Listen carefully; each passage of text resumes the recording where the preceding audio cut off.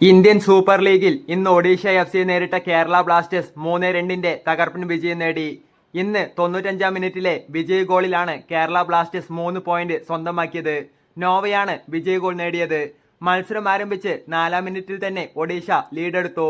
അപകടകരമല്ലാത്ത ഒരു പന്ത് Kerala defence clear ചെയ്യാതിരുന്നത് ഒഡീഷയ്ക്ക് കാര്യങ്ങൾ എളുപ്പമാക്കി. ജെറിയാണ് സച്ചിന് മുകളിലൂടെ പന്ത് വലയിലേക്ക് എത്തിച്ചത്. ഈ ഗോളിന് ആദ്യ പകുതിയുടെ അവസാനം വരെ മറുപടി പറയാൻ കേരള ബ്ലാസ്റ്റേഴ്സിനായില്ല.